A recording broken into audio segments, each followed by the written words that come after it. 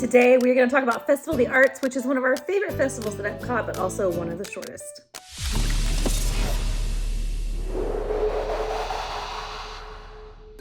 So we have just returned from our annual trip to Festival of the Arts when it kicks off in mid-January. We love it so much. It is one of our favorites, although it only lasts for about 5 weeks. So if you want to see it, you have to get there sometime between mid-January and the end of February. In 2023, it lasts until February 20th, literally only about 5 weeks before Flower and Garden Festival begins in early March. It is one of our favorites, partially because of the weather. The other festivals can just be so hot that it's really nice to go to Festival of the Arts and have a time without sweating and being really uncomfortable. Having said that, we actually end up being cold many years, if not most years, because the wind is just blowing. Even if the temperature says 65 degrees, the wind can really cut through you, but we prefer that over being hot. So admittedly, the weather is a factor, but it's also just really fun because they celebrate the arts in all different ways. They have culinary arts, visual arts, and performing arts. And so it's just really fun to get to do all those things. For the culinary arts, they of course have the outdoor kitchens, and they call them food studios, I think, during Festival of the Arts, or we call them booths because that seems to be the more popular term. But basically they have food that is specific to the festival, as they always do. And in this case, they have fewer booths during this festival than they do the bigger festivals. So Flower and Garden Festival, Food and Wine, they are likely to have many more booths. And because of that, the food booths are a little bit more crowded. The lines can get really long, some of them longer than others, depending on which one it is. But the food is presented in very artistic ways. So you may have seen the picture of the cookie that looks like a paint palette. And a lot of the food, it looks like that. So it's just kind of a fun twist on the normal presentation. It's just that in some cases you have to stand in long lines to get there. Speaking of long lines, the Figment popcorn bucket is back. Now this went viral last year because the lines to get this Figment popcorn bucket were hours long.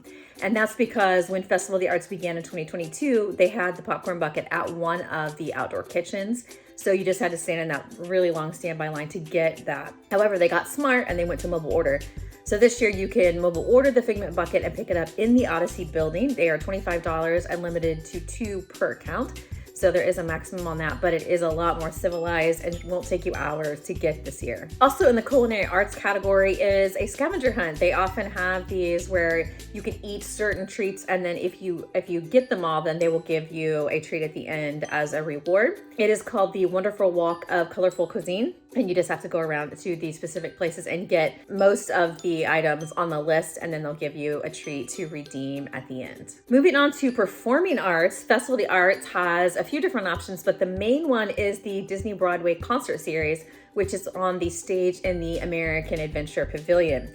When the Festival of the Arts Festival began like 5+ years ago, they did not have this every single day, but now they do. And what happens is 2 performers that have been in previous Disney Broadway shows will perform a medley of hits. Usually it's some that they are known for from the show they were in, but also some other shows. And a lot of times they are duos that happen to be married to each other or often perform together. And there is a schedule throughout the whole festival so that you can see who is performing on the days that you might be there. They do have 3 different times in the evenings that they perform on the stage.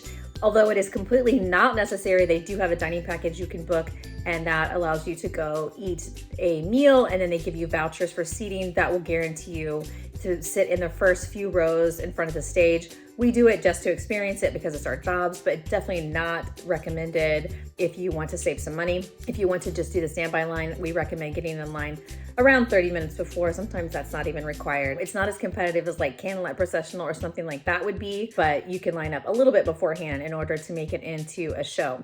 So these performances are really fun, especially if you're a Broadway lover, and they last around 30 minutes or so, and they take place 3 times per night during the festival. The very last night of the festival is a night where they have 4 performers together, so it's kind of their finale. So if you happen to be there when the festival is wrapping up, you will get the bonus of having 4 performers instead of the standard 2. In addition to the Broadway performers on the American Gardens Theater stage, there is also a stage that is on the World Showcase Plaza, which is that stretch that separates the area formerly known as Future World from the World Showcase. And there's a stage right there, and there are different performers there. You can look in My Disney Experience for the times because they are available on the stage on select days of the week. One of those acts is called Visual Art and Performance, and it is dueling artists performing on the stage there. This takes place on Thursday through Sunday and on select Mondays throughout the festival. You just look in the app for the times. There's also another show on the stage called Art Defying Gravity, and again, it's select days of the week, but it's on that same stage that is on the World Showcase Plaza.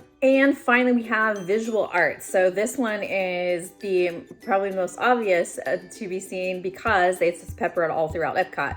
One of them is that there are these 3D boxes that you can go in and pose as though you're a part of paintings.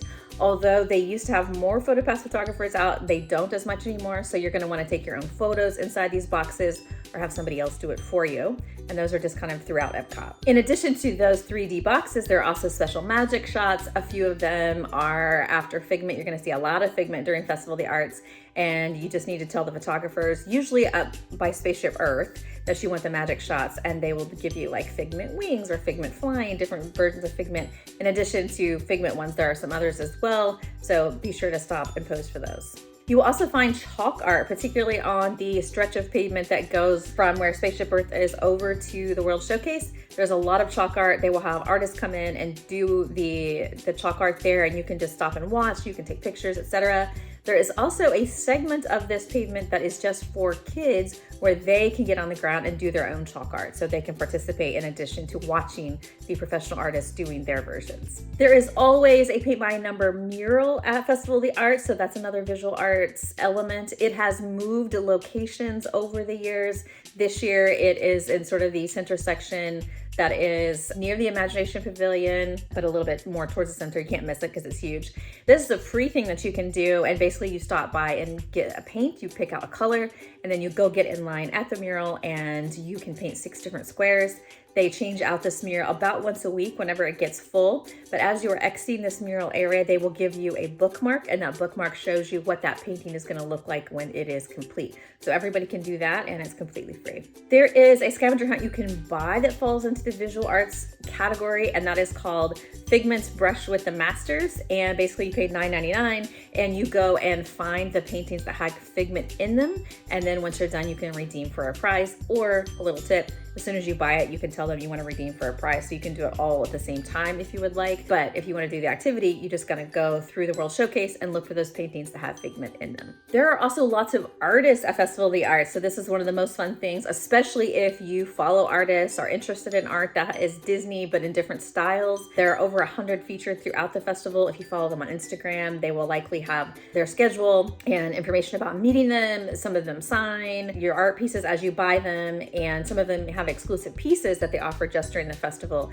So having the artists everywhere, even if you don't want to buy them, it is really fun to be there just to see the different artists, kind of like a gallery. So we like to just wander Epcot looking at all the different options. But of course, if you want to buy them, there are lots of different pieces, different styles that you could buy, and really is one of the highlights of Festival of the Arts. In addition to all the things that I've mentioned, there are some activities that you can take part in. One is spin art. So there is this booth area where you can go and pay to do spin art, and basically there is a person on the bicycle that spins it, and you can squirt paint and the canvas spins and creates whatever your design is with the colors that you have chosen. And then they will set it aside to dry for about 30 minutes, and then you can come back and get it once it's not wet, so that you can carry it around in your bag and take it home as a fun souvenir.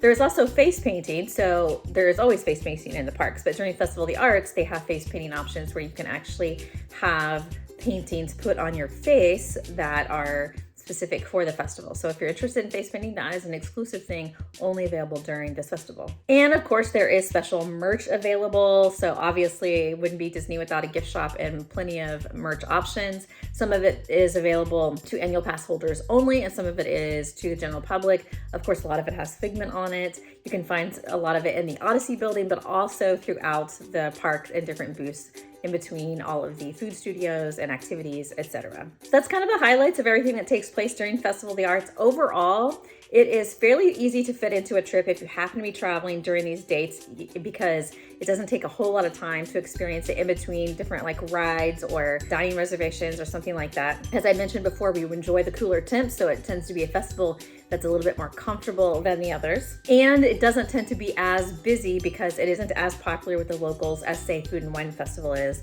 except for some of those food booths can get long lines.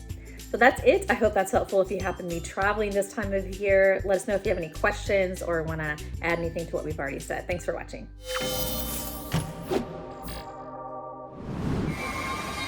red and blue from autumn flowers, purple and blue from twilight hours. Green summer hills and rainbows play a part. A painter's brush, a work of art.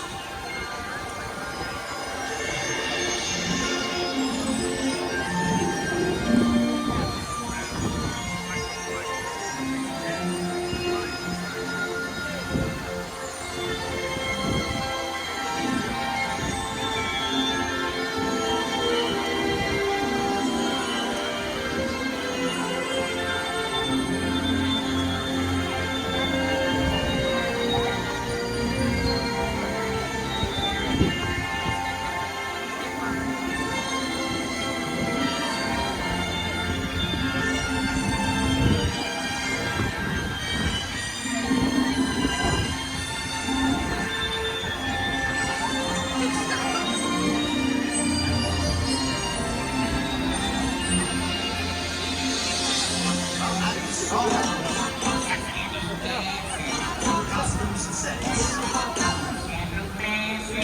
With massive tears and your lights on the wall. The sparks ignite.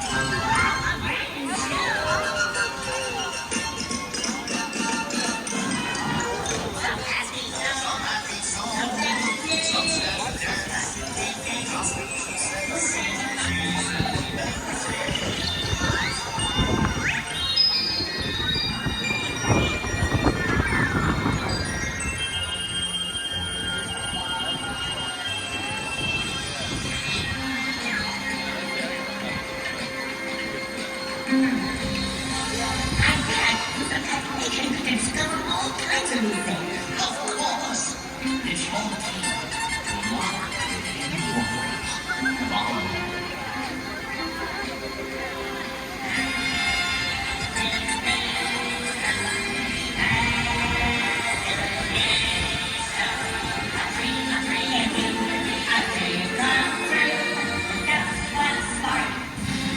Thank you.